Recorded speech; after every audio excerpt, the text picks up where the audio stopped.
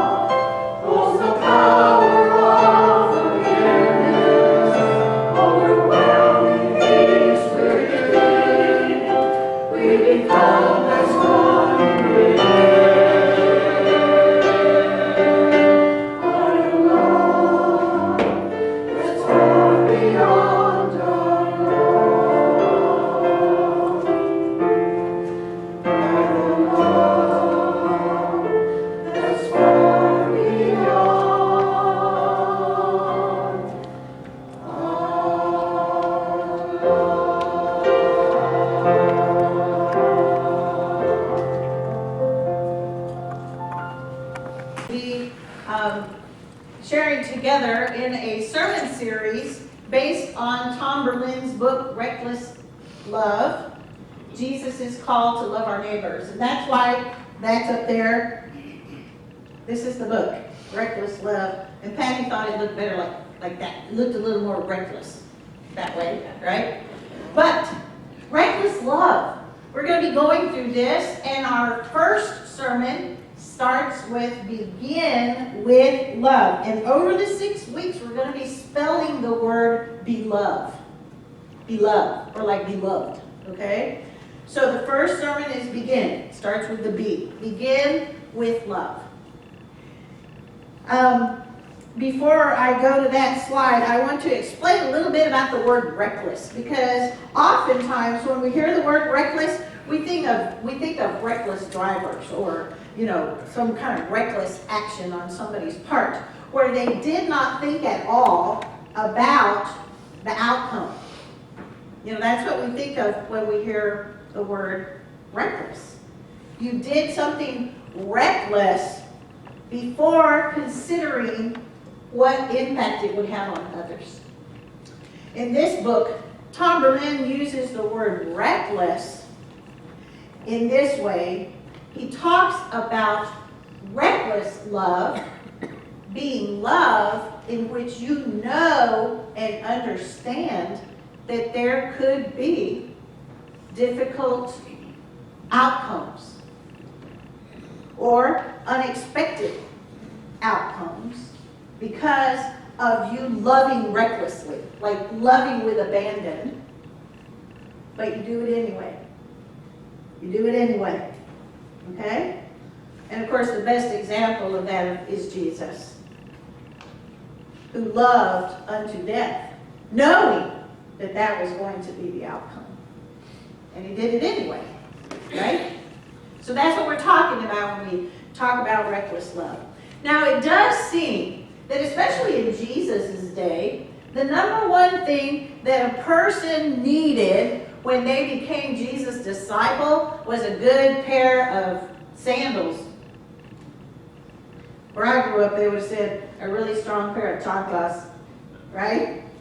Anyway. Or, in our day, a good pair of walking shoes.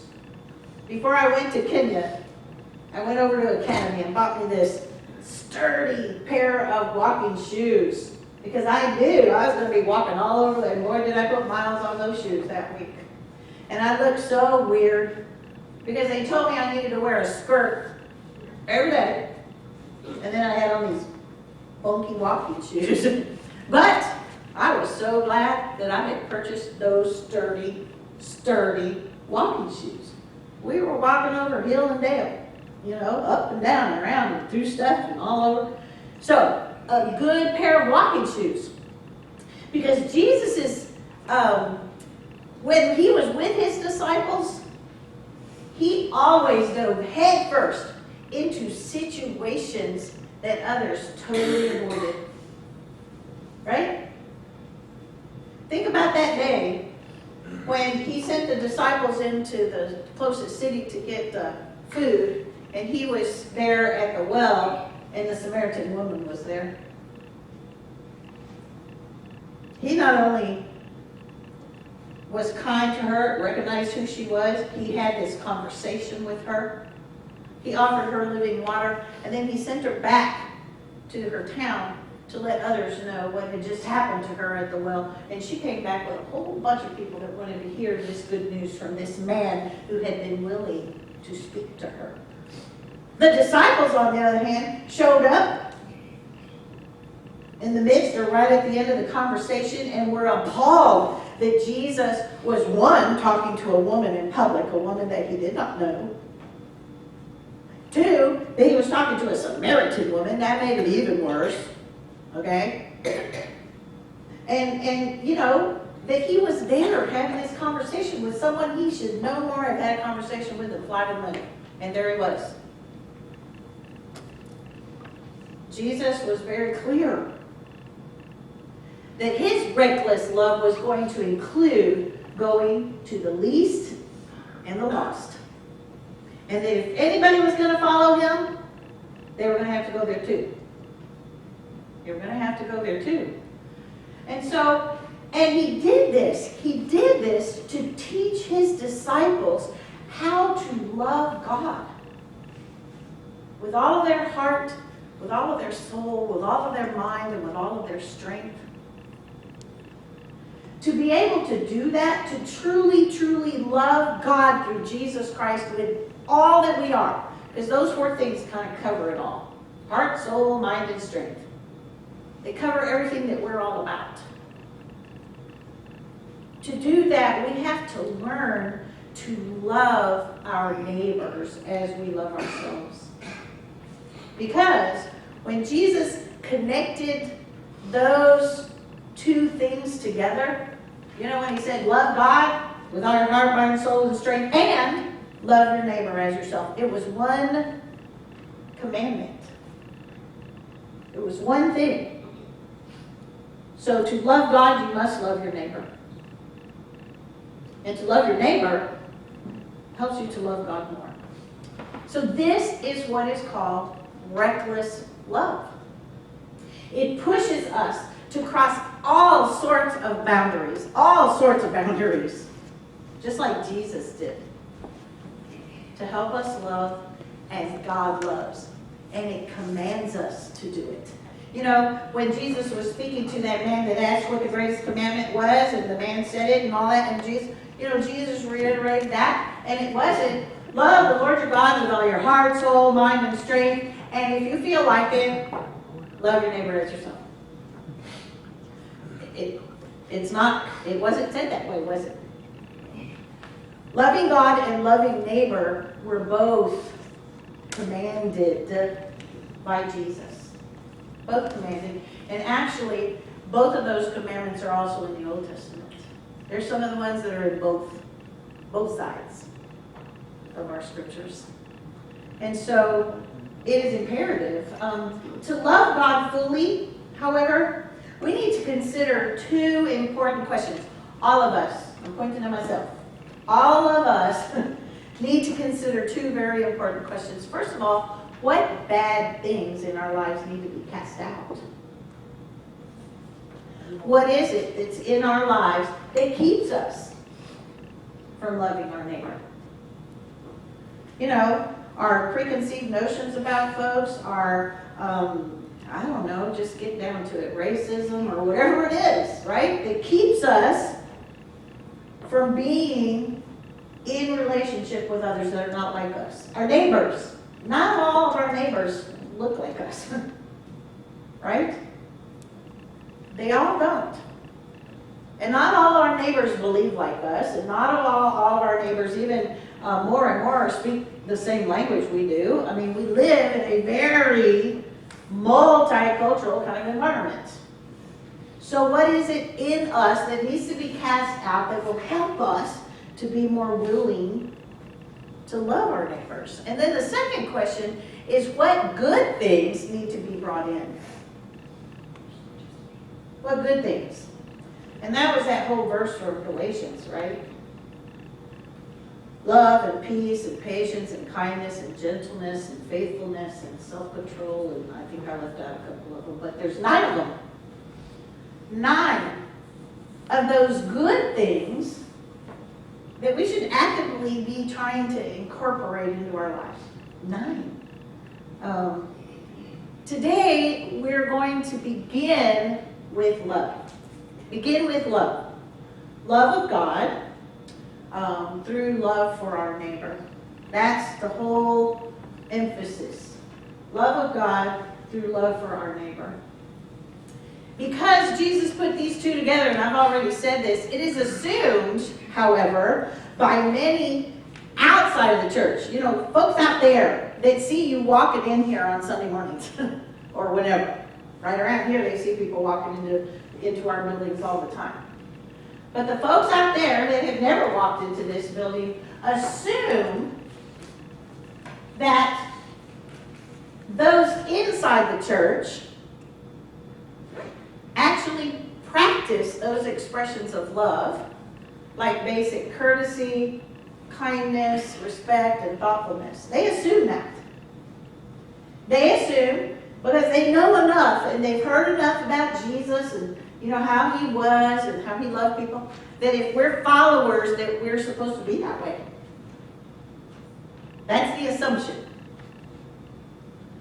But the problem with that is when others experience a lack of those qualities inside the church, if they come to visit or if they come or they hear about what's going on or you know whatever, when they experience those things, then they are totally disillusioned. Totally disillusioned. That's why we have a whole generation of young people that will say, I'm spiritual, but I'm not religious. Nope, because they equate religion with the church. And unfortunately, for a lot of people, the church, the institute, all this, has not lived up to their expectations. Now, we may not think that's fair or right or good or whatever, but unfortunately, I mean, how many churches do you know? Have you heard about? Have you seen? There's one just up the road, not too far, where First United Methodist Church is on one side of the street, and St. Paul's or St. John's or St. somebody's United Methodist Church is on the other side of the street, in the same town. And they started together. It's a little bitty town, y'all. But evidently, something happened, right?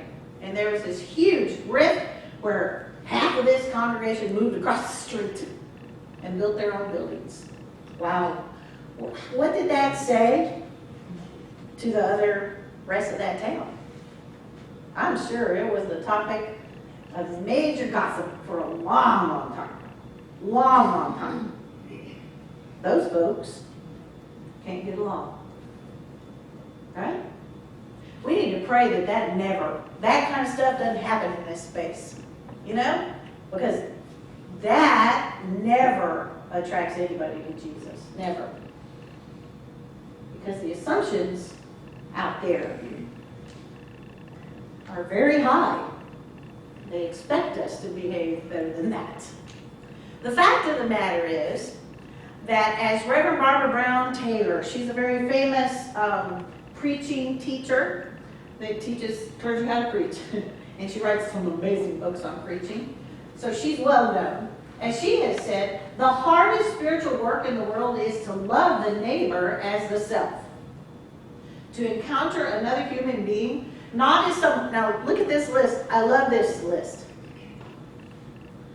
To encounter another human being, not as someone you can use, change, fix, help, save, enroll, convince, or control. Don't we have a tendency to do that?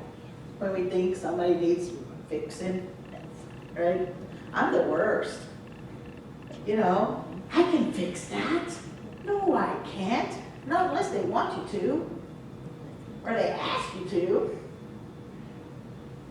And so she says, that's not what we're about, but simply as someone who can spring you from the prison of yourself, if you will allow it.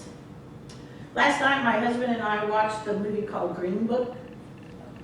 Oh my word, if you have not seen it, I would recommend it.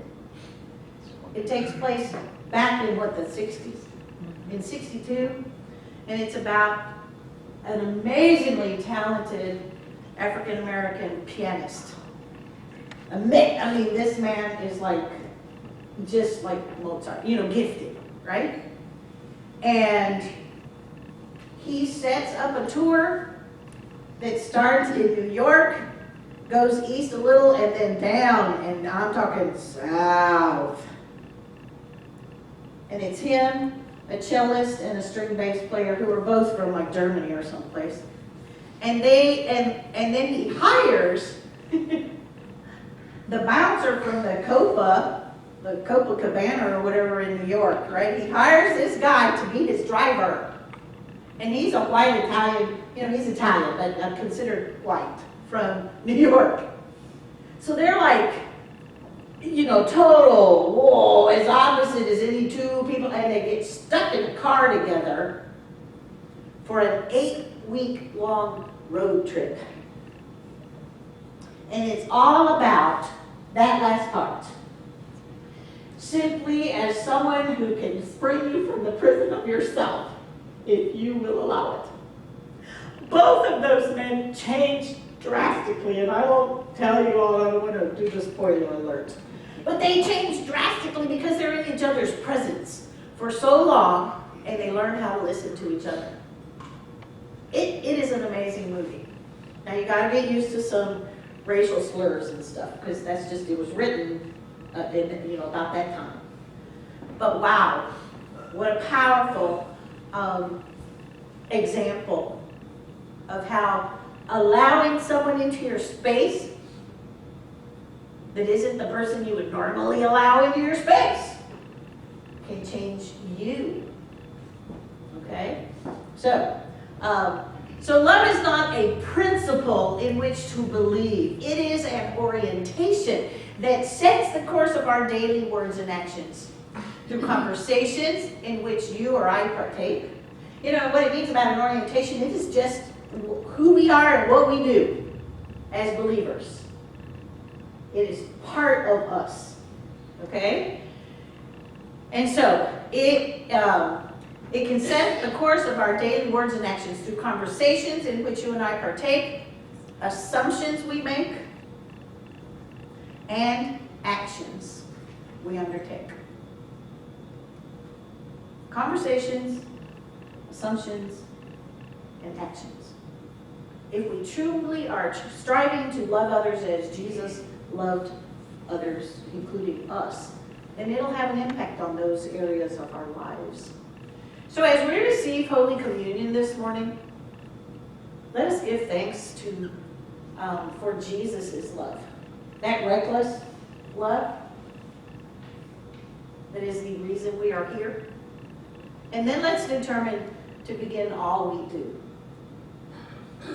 with love as our primary, baseline. What are we going to do here if we do it out of love? Amen.